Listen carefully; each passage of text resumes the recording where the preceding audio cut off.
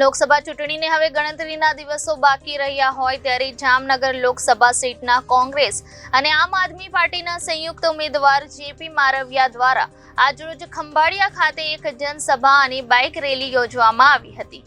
JP Marvia દ્વારા આજરોજ ખંભાળિયા ખાતે એક જનસભા અને બાઇક રેલી યોજવામાં આવી હતી। આજરોજ દેવભૂમિ દ્વારકા જિલ્લાના મુખ્ય મથક ખંભાળિયા ખાતે જામનગર લોકસભા સીટના કોંગ્રેસ અને આપના સંયુક્ત ઉમેદવાર જેપી મારવિયાના સમર્થનમાં ખંભાળિયા ખાતે એક વિશાળ બાઇક રેલીનું આયોજન કરવામાં આવ્યું હતું, જેમાં મોટી સંખ્યામાં લોકો જોડાયા હતા। તો આ તકે ક્ષત્રિય સમાજ પણ જેપી મારવિયાના સમર્થનમાં જોડાઈ બાઇક રેલીમાં સામેલ થયો હતો અને સમગ્ર રેલીમાં જય ભવાની જય માતાજીના નારા લગાવ્યા હતા। તો આ તકે આમ આદમી પાર્ટીના પ્રદેશ અધ્યક્ષ અને ખંભાળિયાના પનોતા પુત્ર ઈશુદાન ગઢવીએ જંગી જાહેર સભાને સંબોધી હતી અને ભાજપના ભ્રષ્ટાચારમાંથી મુક્ત થવા તમામ લોકોને આહવાન કર્યું હતું। ભાજપ આવનાર દિવસોમાં લોકશાહી જેવું કશું રહેવા નહીં દે તેવી ટકોર કરી ઈશુદાન ગઢવીએ તમામ લોકોને જાગવા અને ઇન્ડી ગઠબંધનના ઉમેદવાર જેપી મારવિયાની તરફેણમાં મતદાન કરવા આહવાન કર્યું હતું। ત્યારે આ તકે ક્ષત્રિય સમાજના મોટા પ્રમાણમાં મતદારો કોંગ્રેસના ઉમેદવાર જેપી મારવી અને સપોર્ટમાં આવતા સીટ પર વધુ રસાકસી જોવા મળશે।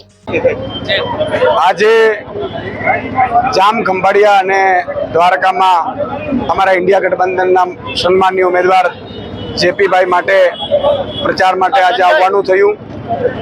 આજે અમે માનનીય પૂર્વ સાંસદ શ્રી વિક્રમભાઈ, રણમલભાઈ અને બધા આગેવાનો આજે ઇન્ડિયા ગઠબંધન માટે ખંભાળિયામાં સભા કરી છે।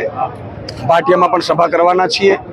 તમામ નાગરિકોને, ખેડૂતોને, ગરીબોને, વંચિતોને, શોષિતોને, વેપારીઓને તમામને ઇન્ડિયા ગઠબંધનની સરકાર શું આપશે ગેરંટી, ખેડૂતોનું દેવું માફ કરશે, ખેડૂતોને પૂરતા ભાવ આપશે, મહિલાઓને મહિને લાખ રૂપિયા આપશે, યુવાનોને 30 લાખ નોકરીઓ આપશે।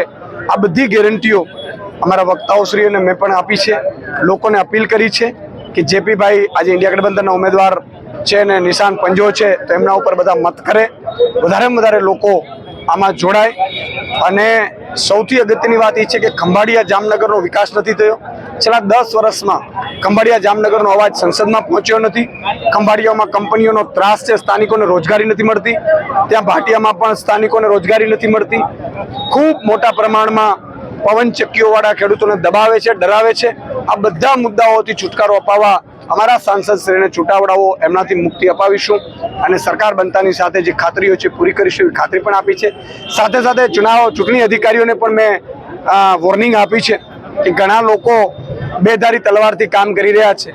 એમને પણ મારે કહેવું છે કે આમ આદમી પાર્ટી, કોંગ્રેસના કાર્યકર્તા, ઇન્ડિયા ગઠબંધનના એક પણ કાર્યકર્તા વ્યક્તિને કે એને મતદાનમાં રોકવાની પણ કોશિશ કરી, આધાર કાર્ડો ચેક કરી અને એમને ડિસ્ટર્બન્સ કરવાની કોશિશ કરી, તો એ તમામ વિરુદ્ધ હાઈકોર્ટ કે સુપ્રીમ કોર્ટ સુધી જઈને પણ એમની વિરુદ્ધ પગલાં લેવાશે। એટલે મહેરબાની કરી નિષ્પક્ષતાથી એ કાર્યવાહી કરે અને બંને પક્ષને, કારણ કે અત્યારે કોઈની સરકાર નથી, અત્યારે આચારસંહિતા લાગુ છે, એટલે એમાં ચૂંટણી કમિશનર જે ન્યુટ્રલ હોય છે એમની જવાબદારી છે કે સંપૂર્ણ રીતે ન્યુટ્રલી ચૂંટણી કરાવડાવે।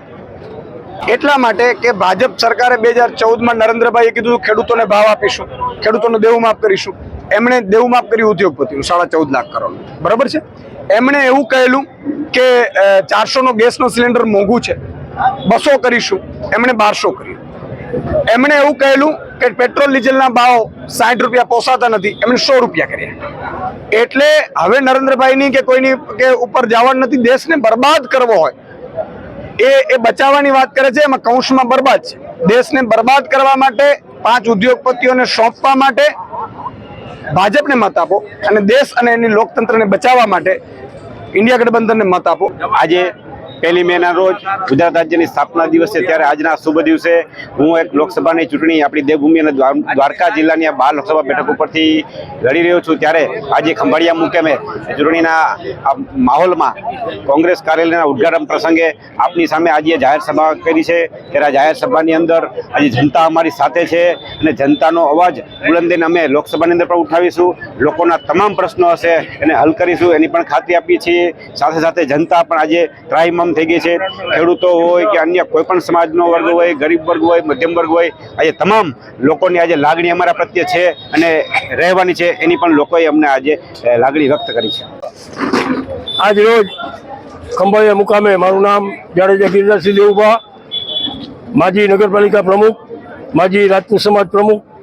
અત્યારે આજ રોજ ખંભાળિયા મુકામે આગામી લોકસભાની જે ચૂંટણી આવી રહી છે એ નિમિત્તે ક્ષત્રિયો દ્વારા, ઇતર સમાજ દ્વારા અહીં બાઇક રેલી કાઢી અને સભાનું આયોજન કરી અને બહોળી સંખ્યામાં આજે જનક્રિયા અત્રે ઉપસ્થિત થઈ હતી.